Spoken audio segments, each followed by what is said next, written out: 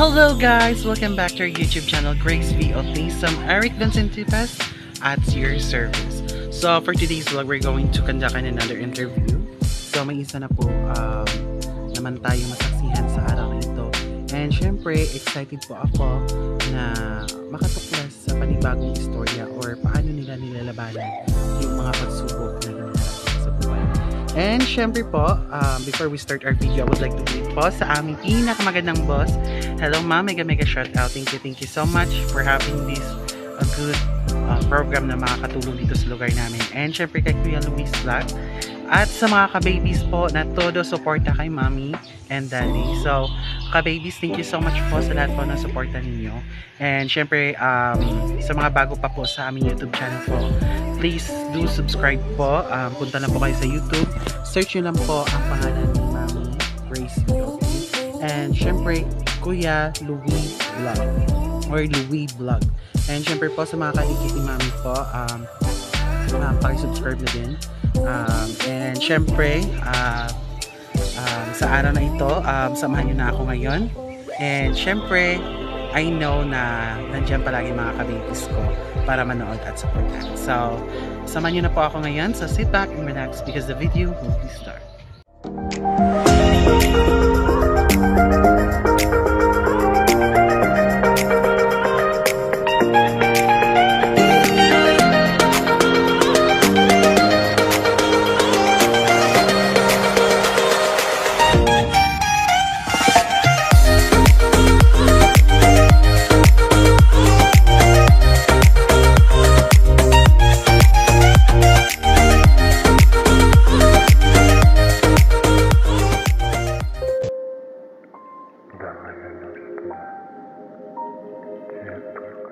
Okay, good day to all of you guys. So, kasama ko ngayon si Ate Rose Garcia. So, te, kamusta, te? Okay lang. Pila na edad ni ate? 31. 31 years old. So, anong obra ni ate sa adlaw-adlaw? So, balay housewife lang. Bali mo nga ba na anong obra? Panagat. So, yes, syempre, diri kilapit man tayo sa baybay, syempre, ang atong panguna, ganyan nga, pwede natin nga makakitaan kwarta kay panagat, di ba? Syempre, pangisda. Bali, pila na kabilogin yung bata? Dua kabilog. Eskwela ng dua. Nakasala ka mo sa imong mayo ikay nakasal na ka mo dua. And, of course, pila naman na katuig nga obra sa pangisda? Sang ay pa kamo gopdanay kapangisda. Na kami nagupdanay. Amo na kapangisda. So taga diin gina siyang imong bana. Taga La Castellana. La Castellana sa di na dampi kanimo. Sa occidental lang yapon na or oriental. Magaling ba? Okay. So di nga mo nagkilala na sina duwa. Dara sinawa. May tiya man at isa. Okay, dara ka mo nagkilala nay. Kag tapos pila na kamo ka years ni Kopdanay? 8. Ang imo nga bata nga subang pila na edad? 8. 8 years old na. Bali grade 2? Ang bunso? Daycare. So, paano mo man ma-manage imo nga time nga syempre sa panimalay ninyo, manghimos ka diri, pagtapos sa madulong ka pa sa mga bata. Paano mo siya ma-divide imo nga time? Mabuka ko aga, paligoon, tapos matigamo, pamawon. Tapos muna dulong mo naman sila dito. Ano dito kagid gastay kagid or gapuli ka lang diri?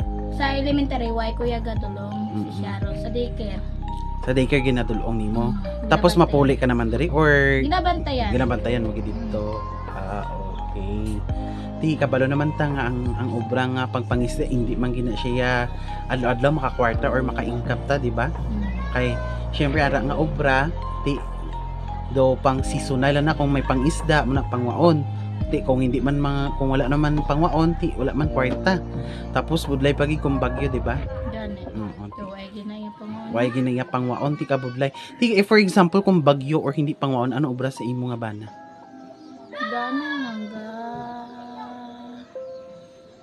Job lang. Mga ano klase nga job, mga construction siya. Gana ga, patulay. Okay, nang dari lang sa higad nga pamaypay. Okay. Hindi maginadamo yakwa no, do pang usud-an lang yun. Sudan lang. Sa pagsugod sang pandemic, ano inyong mga na-encounter nga mga kabudlay? Wait, bakit na? Siyempre, isa man ko diri, di ba? Kay pag lockdown, wala kita diriya. Wala obra, as in, bawal managat. Siyempre, daw, bawal man gani magwa. O, halos yung gani magbakal na lang sa Tianggi, daw, kabudlay, di ba? Ito, ginabawalan na. Budlay gito sa atong sitwasyon, tapos wala man ta kwarta, inugbakal pang-bakal dito sa no.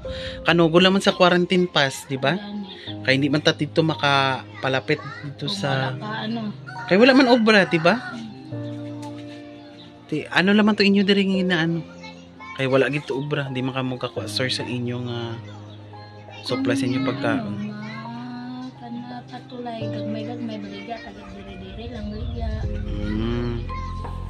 Tapos muna makabakal din sa bugas. May lang kay ang mga wala at tula to klase, di ba, mga kabataan, module lang. Pero subong okay naman, di ba? Subong may pangwaon wala. Tagdutay lang. Sa di na siya gaupod ilan ni. Kaya no, kay Pato.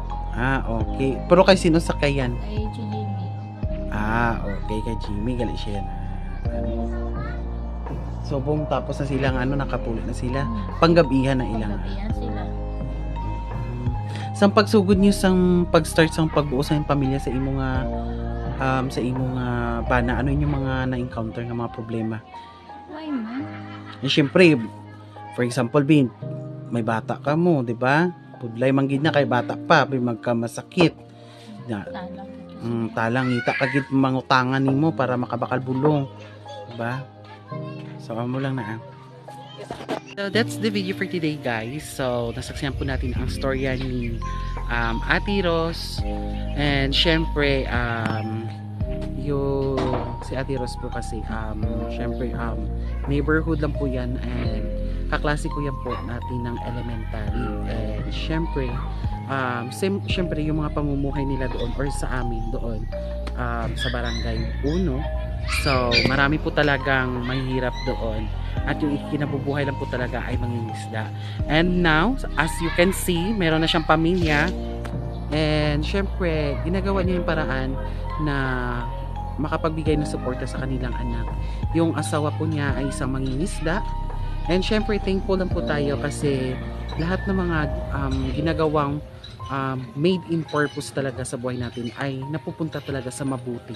And yun po, bilang isang pamilya, dapat magtutulungan ang mag-asawa or yung partner talaga na maituguyod yung mga anak nila. And doon natin nasaksihan na si Ate Ros ay isang warang ina na inalagaan niya na mabuti yung anak niya, ginagabayan sa kung ano ang tama at mali. So yun po ang istorya ni Ate Ros.